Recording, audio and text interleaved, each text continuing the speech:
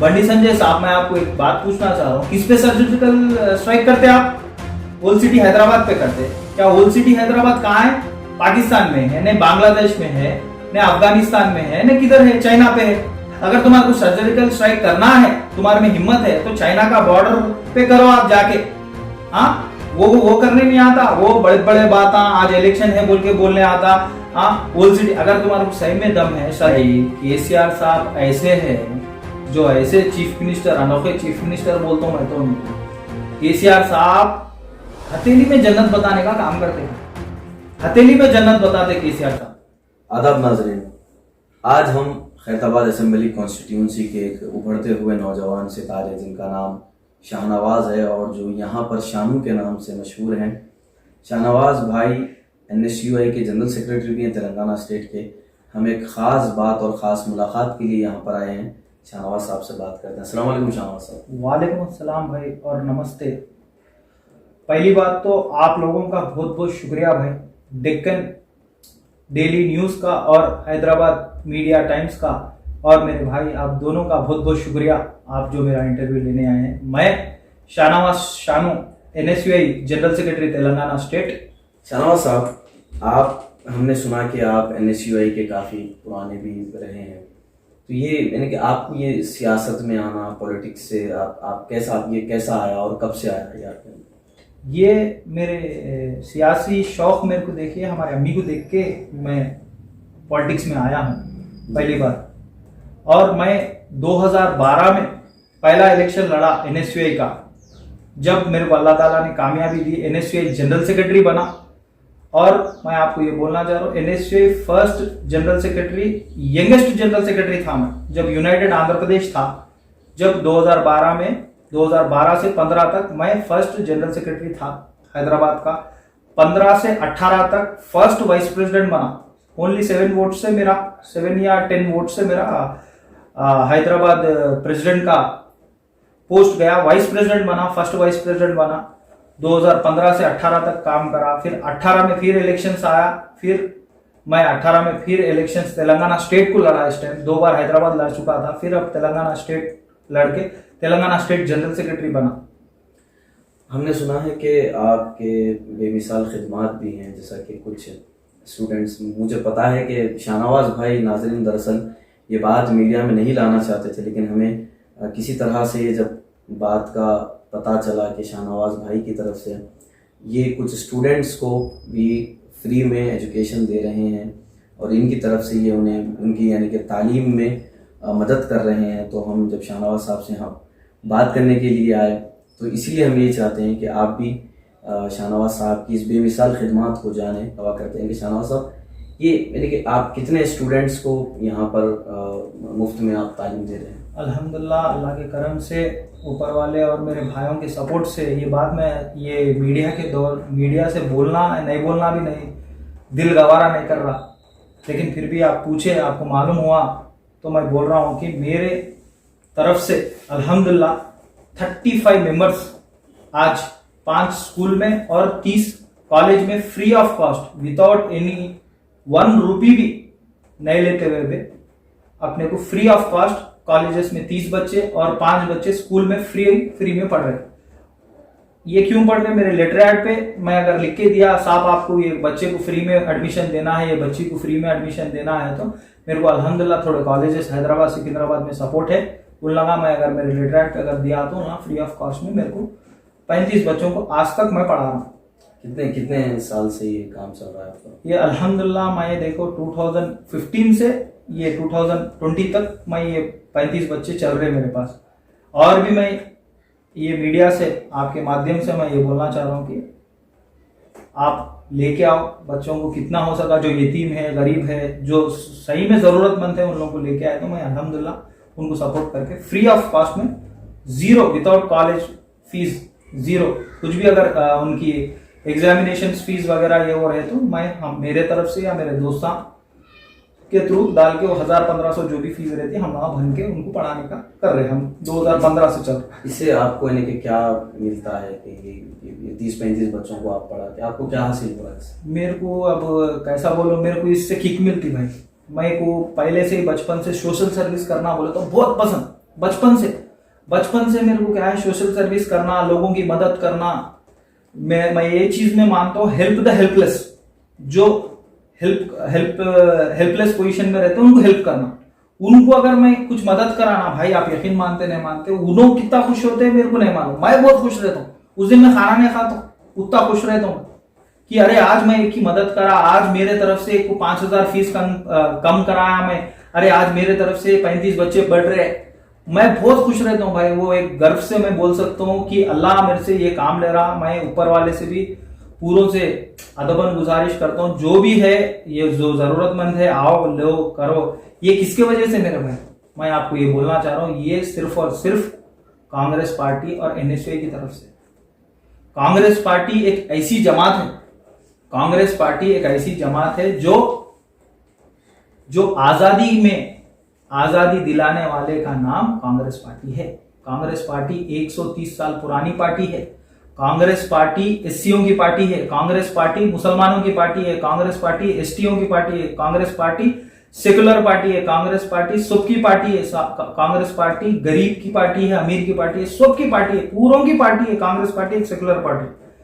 Congress party का खिदमत बहुत सारे चीजें हैं भाई। कांग्रेस पार्टी बहुत, आज एनएसयूआई में राहुल गांधी जी, सोनिया गांधी जी, राहुल गांधी जी का पर्सनल इंटेंशन था कि गरीब मिडिल क्लास फैमिली, मेरे फोर फादर से कोई भी पॉलिटिशियन नहीं है भाई, कोई भी नहीं है, फोर फादर से कोई भी नहीं है, फिर भी अल्हम्दुलिल्लाह राहुल गांधी जी का थॉट था कि मिडिल क्लास फैमिली वाला भी पॉलिटिक्स में जुड़ना, स्टूडेंट्स भी जुड़ना, क्यों, युवाओं को आगे बढ़ाने उनका मकसद था। उसके वजह से इलेक्शंस आए। मैं अल्हम्दुलिल्लाह तकरीबन 3 टाइम से इलेक्शन जीत लेते हुए 2012, 15, 18 में 3 बार भी जीत लेते हुए, मुसलसल जीत लेते हुए आया, वो सिर्फ और सिर्फ राहुल गांधी और सोनिया गांधी जी के उससे। और NSUI national students union of India खाली तेलंगाना का ऑर्गेनाइजेशन नहीं है मेरे भाई, पूरे all over India, Jammu Kashmir से कन्याकुमारी तक पूरे 29 स्टेट्स में एनएसयूआई है, उसकी डिस्ट्रिक्ट बॉडी है, ऑल ओवर इंडिया में है। इसका काम करते हम लोग काम करते, इलेक्टेड रिप्रेजेंटेटिव है, डिस्ट्रिक्ट कमेटी है, स्टेट कमेटी है, नेशनल कमेटी है।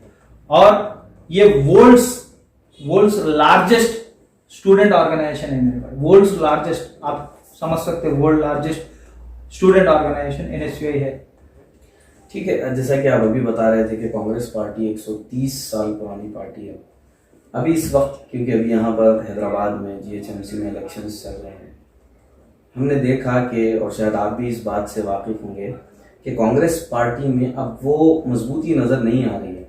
अब जीएचएमसी इलेक्शंस है और कांग्रेस पार्टी के कोई सीनियर लीडर्स यहाँ पर नहीं आए हैं, या यहाँ का पार्टी का जो कैडर है वो उतना मजबूत नहीं आ रहा है। तो इस पर आप क्या समझते हैं कि कांग्रेस पार्टी में कहीं ना कुछ कमी है? जी बिल्कुल, मैं आपके मीडिया चैनल से और मेरे भाइयों से पूरों को और हाईकमांड कांग्रेस को भी ये बोलना चाह रहा हूँ, यकीनन बड़े दुख के साथ मैं ये बात बोल रहा हूँ कि आप बोल रहे हो बात सही है। कहीं ना कहीं हम लोगों का दिल जीतने में जरा नाकामयाब हो रहे। क्यों बोले तो यहाँ पे सिंगल लीडरशिप नहीं है, स्ट्रांग पीसीसी नहीं है। और मैं बहुत दुख के साथ बोल रहा हूँ कि पीसीसी प्रेसिडेंट को चेंज होने की जरूरत है और एक अच्छे पीसीसी प्रेसिडेंट को आने की जरूरत है। वो लीडर भी कैसा रहना बोले तो ग्राउंड पे आके काम करना मेरे भाई। एनएसयूआई, यूथ कांग्रेस और कांग्रेस पार्टी पूरा काम करने के लिए रेडी है। ग्रास रूट लेवल में हमारे कार्यकर्ता हैं, लीडर है, डिवीजन लेवल में है, असेंबली लेवल में है।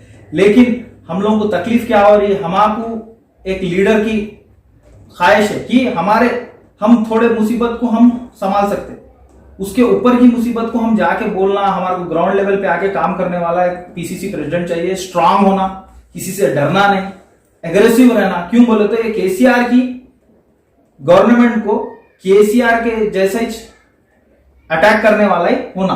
आप किसको रिकमेंड करेंगे कांग्रेस पार्टी से? क्या आप किसी को रिकमेंड करना चाहेंगे? मैं बोल रहा हूं कांग्रेस पार्टी हाईकमांड, वो तो हाईकमांड डिसाइड करेंगे कि कांग्रेस पार्टी को किसको पीसीसी प्रेसिडेंट बनाना। मैं ये बोल रहा हूं ग्रॉस लेवल रूट की जो मजबूरी रहती, जो तकलीफ रहती, वो समझने वाला बनना।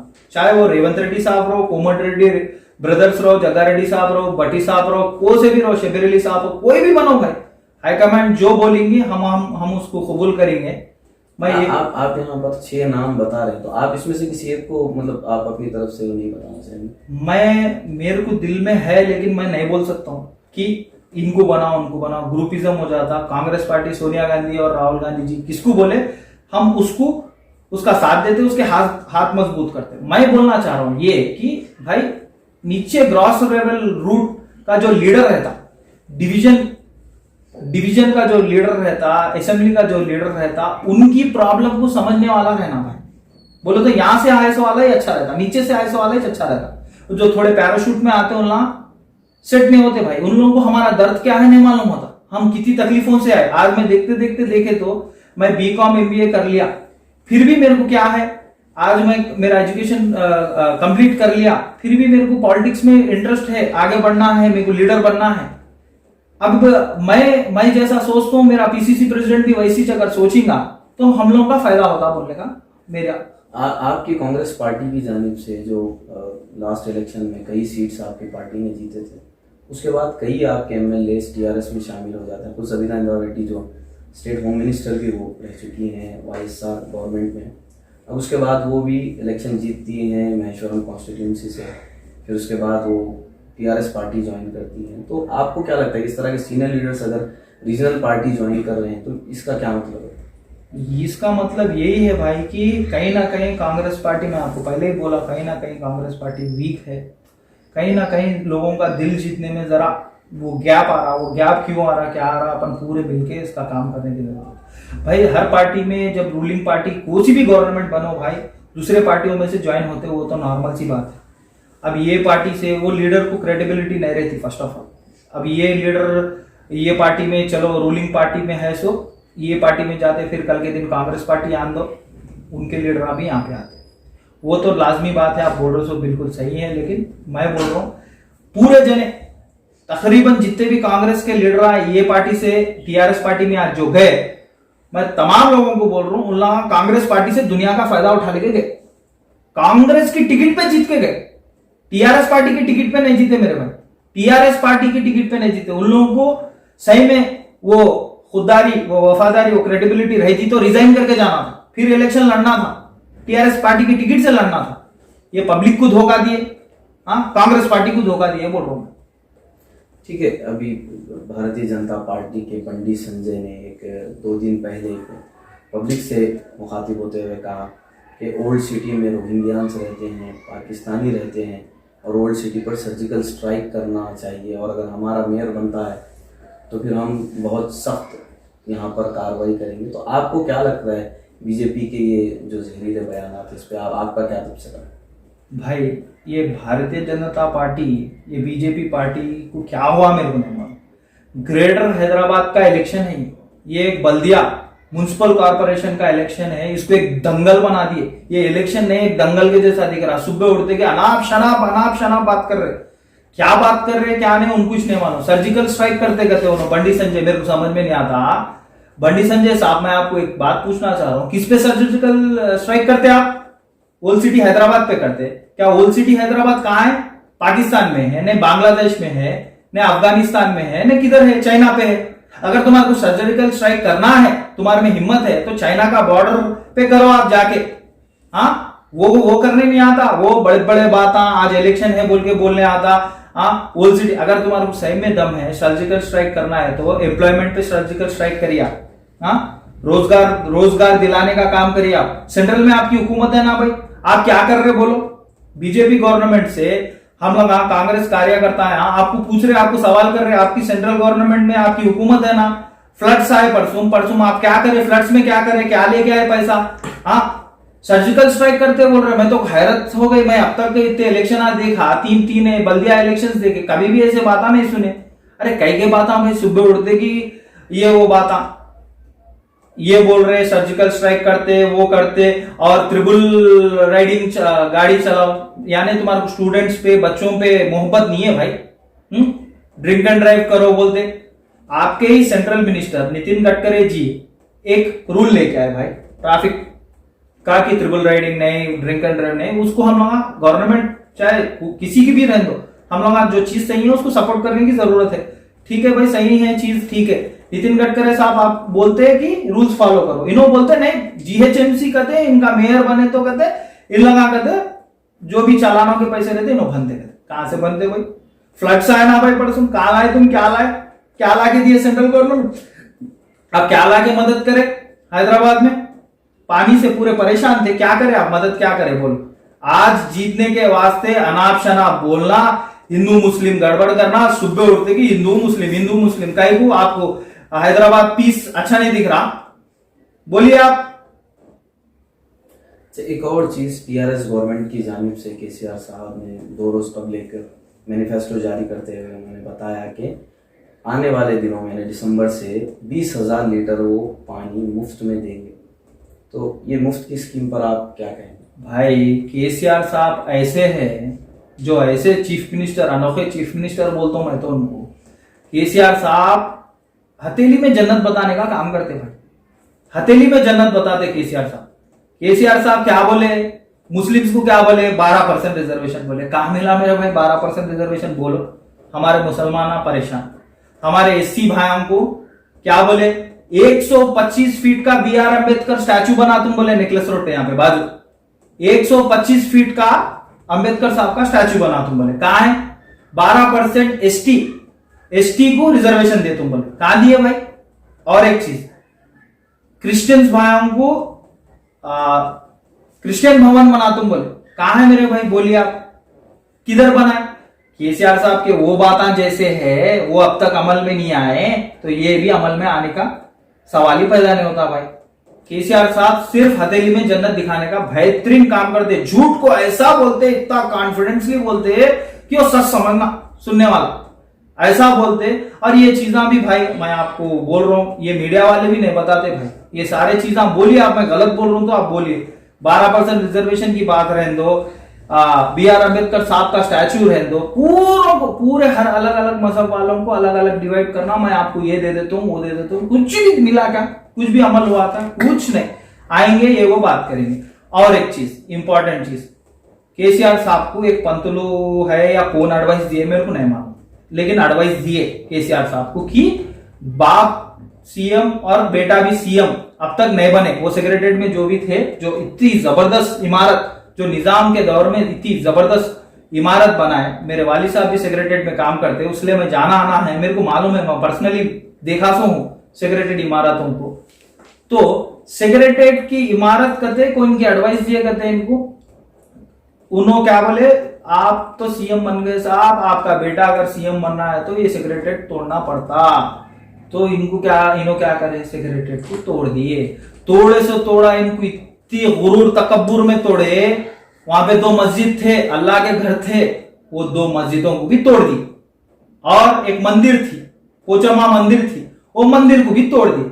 अब मेरे को ये बताओ भाई, केसीआर साहब सेक्युलर है बोल सकते हैं, इसको क्या बोल सकते हैं? गुरूर तकब्बुर में इतना है नो कि सीएम रहने के बावजूद हर एक को एक नजर से देख तुम बोले, फिर ये क्या है मेरे भाई?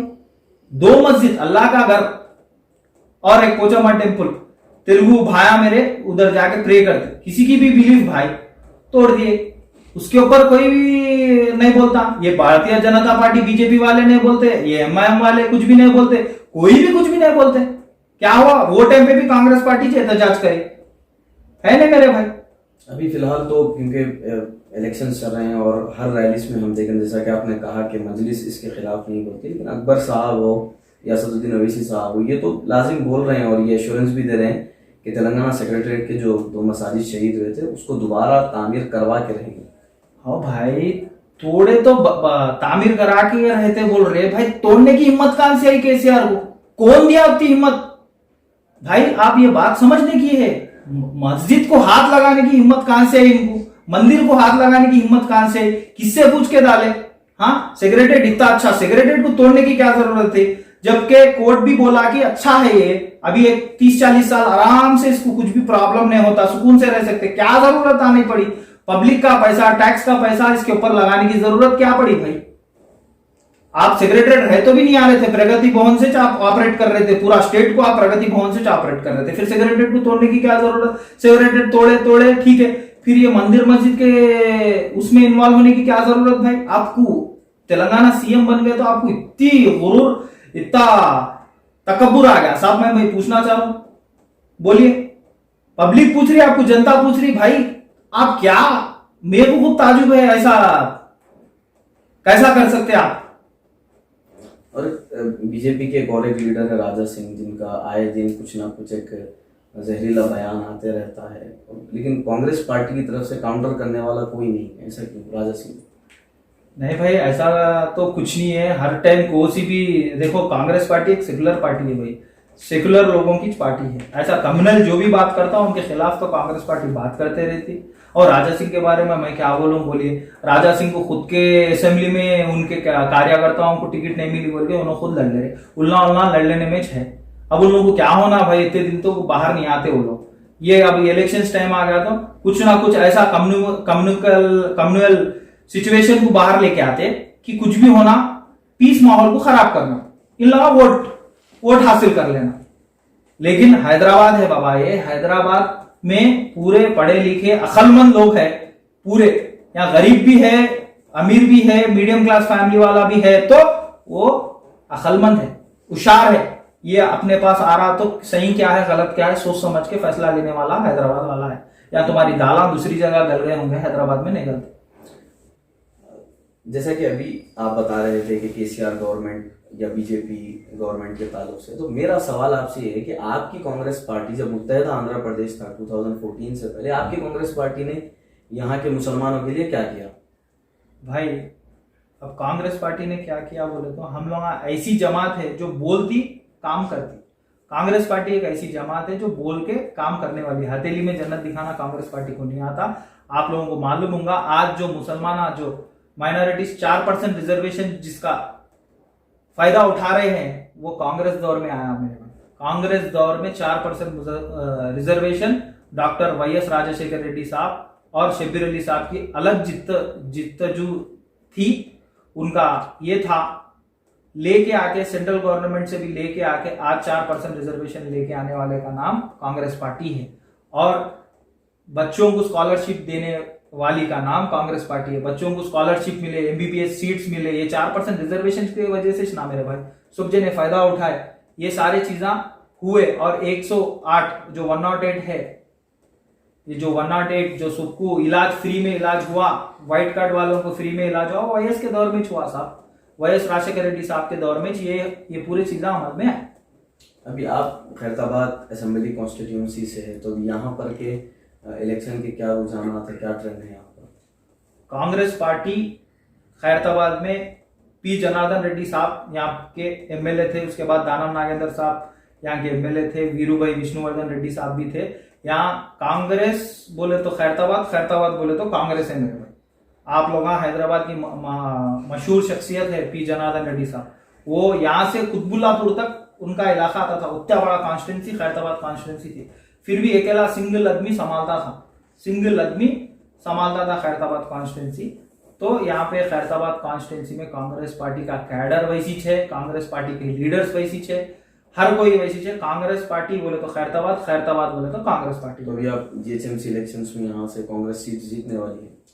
अल्हम्दुलिल्लाह, अल्लाह से दुआ है, पब्लिक से अपील भी है कि आप कांग्रेस पार्टी को वोट डालिए, कांग्रेस पार्टी के हाथ मजबूत कीजिए। क्यों बोले तो दूसरे पार्टियां सिर्फ फिरका परस्त काम करने को बीजेपी आती, और टीआरएस तो खाली हथेली में जन्नत दिखाने वाली पार्टी है भाई। खाली हथेली में खाली बातें करती, कुछ भी काम नहीं करती। आपको मालूम है, मैं पहले भी बोला, एक काम भी बोलो आप क्या कर रही टीआरएस पार्टी, क्या कर रही बोलिए आप। मैं आप लोगों से यही बोल रहा हूँ, कांग्रेस पार्टी के हाथ मजबूत करिए, कांग्रेस पार्टी को जिताइए, और इंशाल्लाह 100% खैरताबाद के असेंबली में पूरे हल्के में कांग्रेस पार्टी जीतेगी। ये नाजरीन, ये हमारे जनाब शाहनवाज साहब जो कि जनरल सेक्रेटरी हैं एनएसयूआई के और कांग्रेस के उभरते हुए सितारे हैं। आज हम इनसे बात किए, हमें काफ़ी अच्छा लगा और हम उम्मीद करते हैं कि आप इनकी बातों से मुत्तफिक होंगे। आप कमेंट्स के ज़रिए अपना राय ज़रूर दें।